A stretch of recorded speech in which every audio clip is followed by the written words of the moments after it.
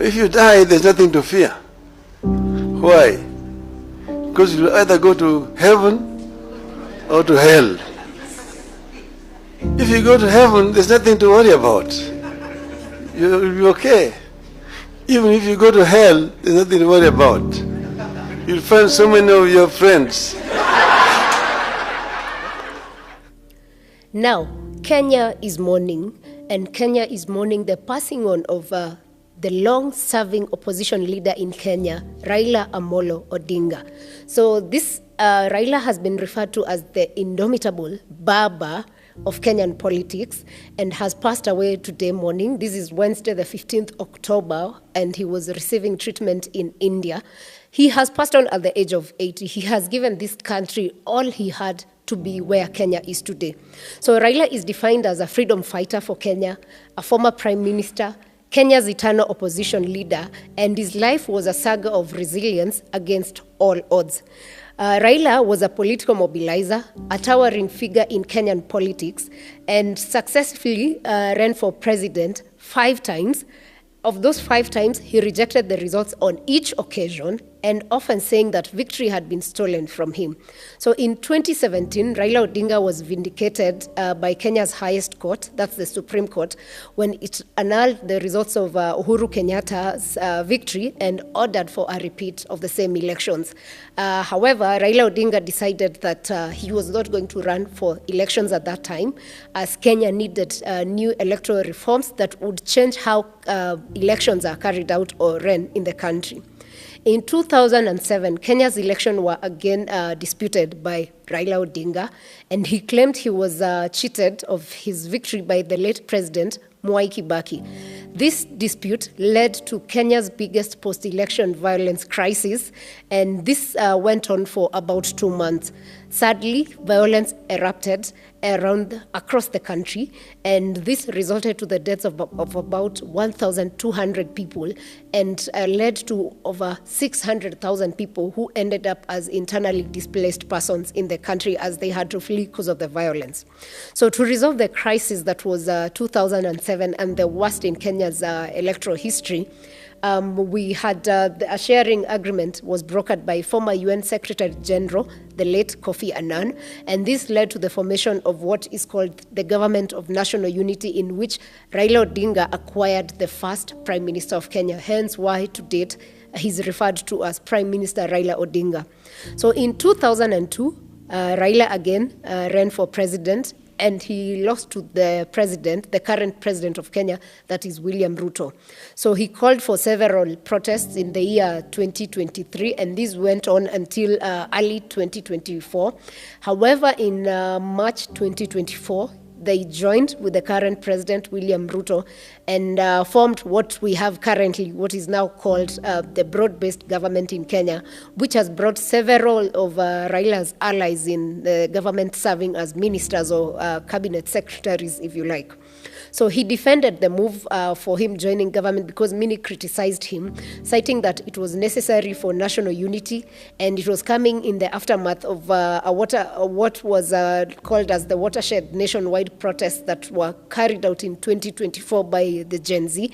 And this culminated where young people stormed parliament, and this is why he said it was necessary to have a sober voice and to have a broad-based government in which the issues that the young people were raising were to be addressed. However, young people in Kenya still feel to date, even after the handshake that was done, this has not been achieved. And it's sad that even during that time, we lost so many lives, and Raila came out strong saying it was only right for him to bring the country to order so that we could save as many lives as possible. So in 2024, Raila, of course, joined after having lost now the election and having come up with the broad-based government. Later in the year, in 2024, Raila joined the race for the chairperson of the African Union Commission, and this was highly supported by the Ruto administration, and he was running to become the chairperson of the African Union. The elections were held in early this year, in February, and despite having a strong regional support even from the country and several of our friends across the continent, he lost to Djibouti's Mohamed Ali Yusuf, and he didn't give up. After that, he accepted defeat, and he inspired a passionate and loyal following throughout his political career, even after the loss of elections in Kenya and the loss of the African Union Commission. So his supporters across the country called him Baba, which means a father, or Agwambo, which means in Luo an act of God, because they believed Baba was an act of God. Others called him Tinga.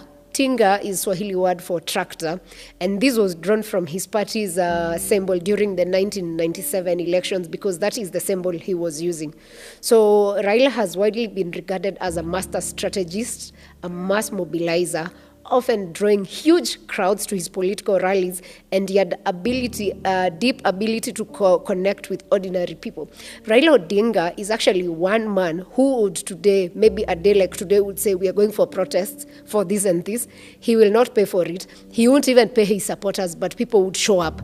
People would question. Even the leaders of the party he represents to date says, when Raila says you jump, you do not ask why, but you ask how high. So he was such a leader who had developed a following that no other Kenyan politician had that ever. So Raila will be remembered for his unwavering fight for democratic freedoms and human rights, because he was key on this. Raila is a former political prisoner and holds the record for being Kenya's longest-serving detainee, and his struggle for multi-party or against one-party dictatorship saw him detained twice. The first time was between 1982 to 1988, and the second time was between 1989 to 1991, and this was during the reign of former president, the late Daniel Arap Moi, who is also the second president for Kenya. Initially, he was imprisoned for trying to stage a coup. That was during the 1982. And actually, this 1982 coup attempt is what propelled him to the national stage, because now he became a hero for many for trying to go against the then president, who many considered a dictator, President Moi. So that is what brought him to the limelight. Some of the leaders in Kenya who actually were in prison during the same time were university students, and one of them is Kenya's, we can name Wachira Waruru of Citizen Royal Media, was jailed with him. The senator for Kisii, Richard Onyonka, was also jailed with him at the same time. So these are some of the leaders who shared time in prison with him. And actually, Onyonka says that while they were in prison, they were told that Raila was going to be hanged, and it worried them so much that he was fighting for a better Kenya, but at that moment they were worried that he would be hanged. So every time they had footsteps in jail, they were worried that they were going to lose a key leader. Luckily, or by the grace of God, he survived.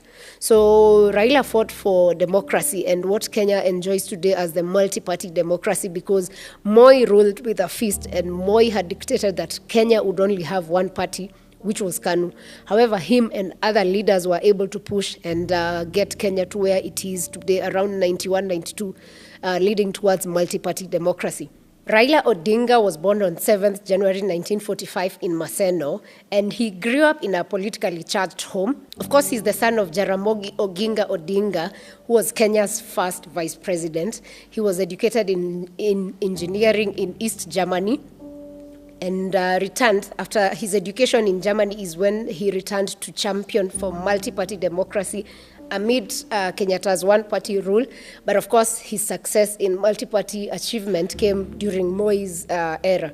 So Raila's activism landed him in detention, as I had mentioned, between 1982 to 1991, and he was actually tortured but not broken. Still emerged as a symbol of defiance and co-founded one of the leading multi-parties party in Kenya, which was Ford, then NDP. And then he later that was merged together with KANU before breaking out to form the big party that he has led for over 20 years, that is ODM. And politics was generally his battlefield for all his life. Raila also pushed for the 2010 constitution, or what Kenya term as the new constitution, which was founded in 2010. He also fought for devolution. He fought for infrastructure projects like what Kenyans enjoy today in the standard gauge railway, or SGR. His handshake with Uhuru in 2018 when there was an election in 2017, again that was disputed. So his handshake in 2018 is what bridged ethnic divides, and that's why people celebrate him as a statesman to date.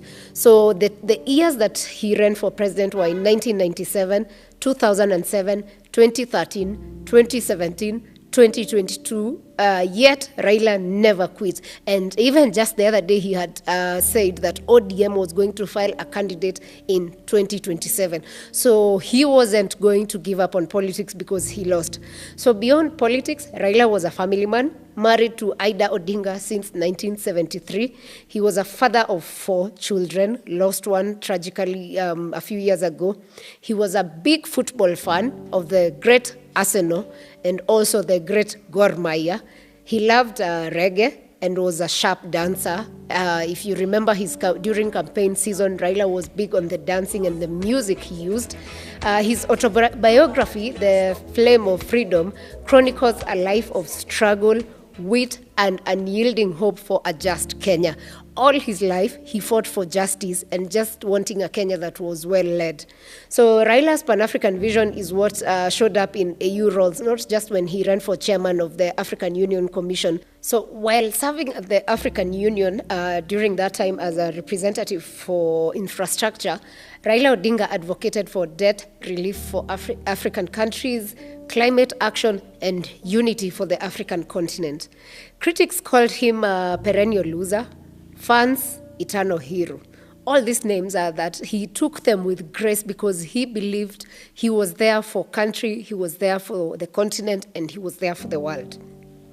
His rallies, of course, drew millions of people chanting Baba, Tialala, a force of nature, a hammer. He had so many pet names, and this shows how much Raila was loved and respected across the country and the continent. So his legacy, of course, has shaped Kenya's democracy. He also he was a great crusader for anti-corruption, gender equity, and sadly, even though power eluded him, his influence endures in devolved counties. What we have today as a country, Kenya enjoys devolution because of Raila Odinga. He was one of the voices. Many celebrated the fact that he fought for free speech across the country, that people were allowed to speak what they believed and their thoughts without being suppressed, because he was totally against suppression of voices that were not for the government, and a more inclusive nation. Every time he held a handshake or had a handshake with whichever leader that was in power, Raila said he was doing it because he wanted an inclusive nation where every Kenyan felt celebrated and part of a national unity. So as we bid farewell to Raila Odinga, his words echo that the struggle continues. May his vision of equity inspire generations. May he rest easy, an enigma in Kenyan politics. And Kenya, you owe eternal gratitude to Raila Odinga. As Kenyans, we owe him gratitude, especially for free speech and for multi-party democracy. That's one thing we will never forget. So Raila Odinga is not just being mourned in Kenya, he's being mourned by leaders across the world. We've seen messages coming in from the Prime Minister of India, Modi. We've seen the Prime Minister of Ethiopia. We've seen the former President of Kenya, Uhuru Kenyatta, leaders of ODM, different political leaders across the country and the continent, and most of all, the President of Kenya has also mourned him as a leader that will live to be remembered across the country.